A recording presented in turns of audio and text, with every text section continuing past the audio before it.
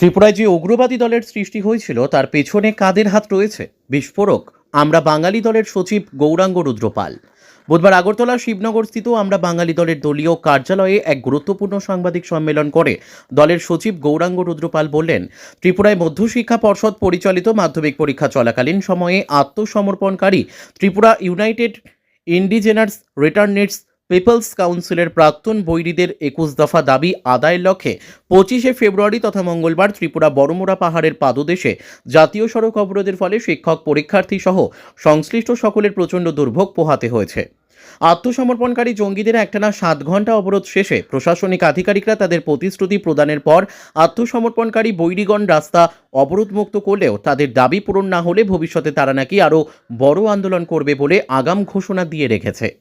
প্রসঙ্গত ২০১৭ সালে ত্রিপুরার শাসক দল বিজেপির শরিক দল আইপিএফটির একটানা ১১ দিন জাতীয় সড়ক অবরোধের স্মৃতি তথা দুর্ভোগ ত্রিপুরাবাসী এখনও ভুলতে পারেনি।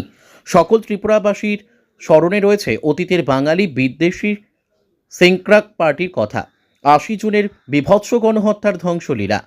এটিটিএফ এনএলএফটির মতো বৈরী সংগঠনের মাধ্যমে অপহরণ, হাজার হাজার মানুষ খুন, ধর্ষণ, গৃহদাহ, লুণ্ঠন সহ এডিসির প্রত্যন্ত অঞ্চল থেকে নিরপরাধ অসহায় লক্ষ লক্ষ বাঙালিদের বিতাড়নের দৃশ্য।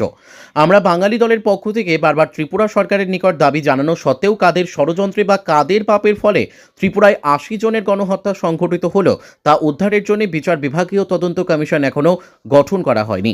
ত্রিপুরায় টিএনভি সহ যত উগ্রবাদী দলের সৃষ্টি হয়েছে তাদের পেছনে কাদের হাত রয়েছে? বিস্ফোরক আমরা বাঙালি দলের সচিব গৌরাঙ্গ রুদ্রপাল। ত্রিপুরা থেকে বিক্রম কর্মকারের report, crime press Bengal news. এহেন অবস্থায় উগ্রপন্থী সমস্যার সমাধানের প্রশ্নে আমরা যেটা বাম আমল থেকে দেখে আসছি, যারা উগ্রপন্থী, যারা আইন শৃঙ্খলার অবনতি ঘটায়, যাদের কারণে ত্রিপুরা মানুষের এত সর্বনাশ, তাদের বিরুদ্ধে ভারতবর্ষের যে ইন্ডিয়ান পেনাল কোড রয়েছে সে অনুযায়ী শাস্তির ব্যবস্থা করা উচিত। তা না করে বাম আমল থেকেই আমরা কি দেখলাম যে কি বলে সারেন্ডার নামে নাটক মঞ্চস্থ করে তাদেরকে সরকারি সুযোগ সুবিধা পাইয়ে দেওয়া হয়েছে, চাকরি দেওয়া হয়েছে, লোন দেওয়া হয়েছে, মানে মন্ত্রী বানানো হয়েছে, বিভিন্ন সুবিধা করা হয়েছে। এই করে কিন্তু সমস্যার সমাধান হয়নি। বারবার আত্মসমর্পণ নাটক চলছে, করতে করতে বর্তমান সময় পর্যন্ত এই জিনিসটা একই বিষয় চলছে। আপনারা জানেন, আমরা জানি গতকাল এই যে একটা উগ্রপন্থী দল কি বলে Tripura united indigenous returnees people's council নামে প্রাক্তন বৈরীদের একটা সংগঠন, তারা রাস্তা অবরোধ করল সেই বড়মুড়ার পাদদেশে। ৭ ঘন্টা অবরোধ ছিল। এখানে পরীক্ষার মৌসুমে এখন বোর্ড পরীক্ষা চলছে, পরীক্ষার্থী শিক্ষক থেকে শুরু করে তারা এই ৭ ঘন্টা অবরোধে কী ধরনের অসুবিধায় পড়েছে। তাছাড়া রুগী আছে, নানান ব্যাপার আছে, কারণ এটা লাইফ লাইন ত্রিপুরা। ২০১৭ সালেও এই ঘটনাটা ঘটেছিল, একটানা ১১ দিন সেই কি বলে আইপিএফটি রাস্তা অবরোধ দেখেছিল। তাদের বিরুদ্ধে কোনো অ্যাকশন নেয়নি গভর্নমেন্ট। এখন একই অবস্থা চলছে। এই যে বিষয়টা দিন দিন চলছে, এই সমস্যার সমাধান কি? যে কোনো প্রয়োজনে রাস্তায় বসে যায়। এ পর্যন্ত ৬বার ৭বার এই ঘটনা ঘটল বর্তমান সরকারের আমলে। তাদের কি দাবি, তাদের কি পাওনা দান, এই নিয়ে গভর্নমেন্ট এর কেন সুচিন্তিত কোনো পদক্ষেপ নেই, নীতি নেই? তো এইভাবে আর কতদিন চলবে? আজকে আমরা সেই জায়গায়, আমরা যদি কোনো গণতান্ত্রিক উপায়ে আন্দোলন করি, আমাদেরকে পেছনে পুলিশ ফেলে দেওয়া হয়, মামলা মোকদ্দমা করা হয়, আন্দোলন করতে দেওয়া হয় না, আর তাদের বিরুদ্ধে কোনো অ্যাকশন নেই। এটা কতকাল চলবে? এটা তো মদত দেওয়া, আশকারা দেওয়া। আমরা এই ঘটনার তীব্র প্রতিবাদ করি।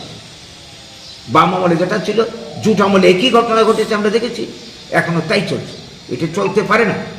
গণতান্ত্রিক পদ্ধতিতে কেউ যদি তার ন্যায্য অধিকার আদায়ের জন্য আন্দোলন করে, কারোর কিছু বলার থাকবে না। কিন্তু এই অবস্থা চলতে দেওয়া যায় না। গভর্নমেন্ট এটাকে মদত দিচ্ছে শুধুমাত্র উপজাতি ভোট ব্যাংক নষ্ট হবে এই ভয়ে, এটি আমরা বুঝি। কাজে এই তুষনীতির কারণেই এগুলি বারবার উন্নত, যার জন্য আজকের দিনে দাঁড়িয়ে এইটাই যাতে শেষ হয়, আগামী দিনে যাতে এই ধরনের ঘটনার পুনরাবৃত্তি না হয়, আমরা গভর্নমেন্টের কাছে দাবি জানাবো।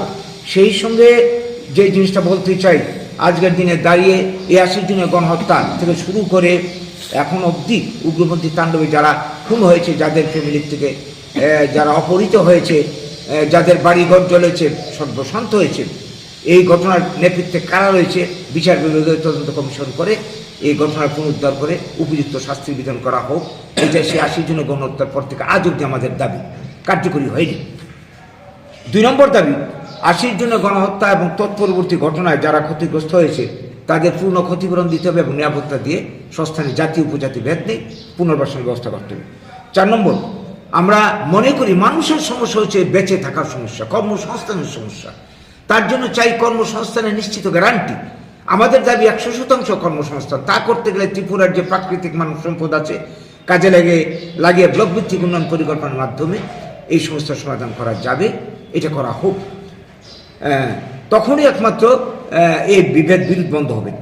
4 নম্বর, যেটা আমরা মনে করি ত্রিপুরার যে একটা অপপ্রচার সেই বাম আমল থেকেই চলছে যে ত্রিপুরা ট্রাইবেলের বাঙালিরা রিফিউজি, এই মিথ্যা কথাগুলি বলে তাদেরকে উস্কানি দেওয়া হয়েছে, বাঙালিরা শোষিত। এই অপপ্রচার বন্ধ করা হোক। ইতিহাস বিকৃত অপপ্রচার করে এই ট্রাইবেলদেরকে আজকে উগ্রপন্থার পথে নামিয়ে দিয়েছে। এর জন্য দায়ী 1 নম্বর সিপিএম। পরবর্তী সময়ে কংগ্রেসও ক্ষমতা রক্ষার স্বার্থে এটাকে ব্যবহার করেছে। বর্তমান তারাও এই তুষণ নীতি চালিয়ে যাচ্ছে। এগুলি বন্ধ করে সত্যিকার ইতিহাস জানানো হোক এবং বাঙালিদের ভূমিপুত্র বাঙালি, স্বাধীনতার রূপকার বাঙালি, তাদের যাতে ন্যায্য অধিকার, সাংবিধানিক অধিকার প্রতিষ্ঠা করা হয়। এই 4টি বিষয় আজকে আমরা তুলে ধরতে চাইছি আপনাদের মাধ্যমে, সরকারের গোচরে নিতে চাইছি। নমস্কার।